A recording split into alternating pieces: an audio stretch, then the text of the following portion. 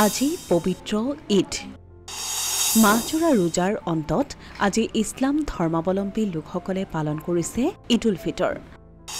ৰাজ্যজুৰি ঈদক লৈ ব্যাপক উৎসাহ উদ্দীপনা। ৰমজান মাহৰ মাহজোৰা ৰোজাৰ অন্তত আজি অসমতো ঈদ উল ফিতৰ উপলক্ষে ব্যাপক উৎসাহ দেখা গৈছে। ঈদ উপলক্ষে সকলো ওলাই আহি ঈদৰ নামাজ পঢ়া দেখা গৈছে। প্ৰেম ভাতৃত্ববোধৰ বাৰ্তাৰে এজনে আনজনক জনাইছে ঈদৰ শুভেচ্ছা। বটদ্ৰৱাৰ জাজৰি আঞ্চলিক ঈদগাহস্থলীত ঈদক লৈ দেখা গৈছে উখল মাখল পৰিৱেশ।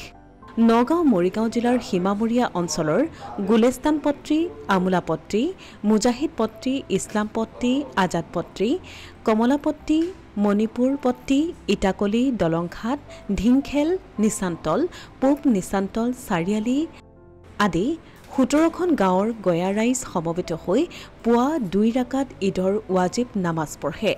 নামাজৰ শেষত জাজৰি ঈদগাহস্থলীৰ সম্পাদক ইমদাদুল ৰহমানে সকলো ৰাইজক সম্বোধন কৰি পবিত্ৰ ঈদৰ শুভেচ্ছা জ্ঞাপন কৰে। আমি ইয়াত একত্ৰিত হৈ আল্লাহৰ আহ্বানত একত্ৰিত হৈ আল্লাহৰ মহান হুকুম ঈদ উল ফিতৰৰ ২ ৰাকাত নামাজ আদায় কৰিছোঁ আৰু নামাজৰ শেষত আমি সমূহীয়া দোৱা কৰিছোঁ আৰু দোৱাত আল্লাহ পাকৰ তাত আবেদন ৰাখিছোঁ যে আল্লাহ পাকে আমি সকলোৰ মাজত হিন্দু, মুছলিম, শিখ, ইছাই সকলোৱে যাতে একেখন সমাজত মিলিজুলি বসবাস কৰিব পাৰোঁ তাৰে কামনা কৰিলোঁ। নগাঁও জিলাৰ নিজ কঠীয়াতলীৰ ঈদগাহ ময়দানতো প্ৰায় এটা মাহ ধৰি ৰোজাৰ অন্তত আজি পবিত্ৰ ঈদ উল ফিতৰ নামাজ আদায় কৰা হয়। পুৱাৰে পৰা পবিত্ৰ ঈদৰ বাবে ঈদগাহসমূহত বহুসংখ্যক ইছলাম ধৰ্মীয় লোকৰ সমাগম ঘটে। সমগ্ৰ দেশৰ লগতে নিজ কঠীয়াতলী অঞ্চলৰ নিজ কঠীয়াতলী আঞ্চলিক ঈদগাহ ময়দানতো পুৱাৰে পৰা হাজাৰ হাজাৰ লোকৰ সমাগম হয়। উল্লেখযোগ্য যে নিজ কঠীয়াতলী ঈদগাহত প্ৰতি বছৰৰ দৰে এইবেলিও ঈদৰ নামাজত হিন্দু লোকেও অংশগ্ৰহণ কৰা পৰিলক্ষিত হয়। আজি ইয়াত অতি উলহ মালহেৰে শান্তিপূৰ্ণভাৱে ঈদ উল ফিতৰৰ নামাজ আমি সম্পন্ন কৰিছোঁ আৰু ঈদ উল ফিতৰৰ জৰিয়তে আমি সমগ্ৰ অসমবাসীক সমগ্ৰ ভাৰতবাসীক এক শান্তিৰ বাৰ্তা প্ৰেৰণ কৰিছোঁ।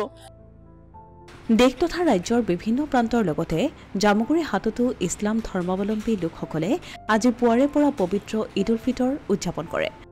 এই উপলক্ষে পুৱা জামুগুৰি হাটৰ বাকুলা গাঁৱৰ ৰাজহুৱা ঈদগাহ ময়দান প্ৰাংগণত ইছলাম ধৰ্মাৱলম্বী লোকসকল একত্ৰিত হৈ সমূহীয়া নামাজ আদায় কৰি বিশ্ব শান্তিৰ হকে দোৱা প্ৰাৰ্থনা কৰে।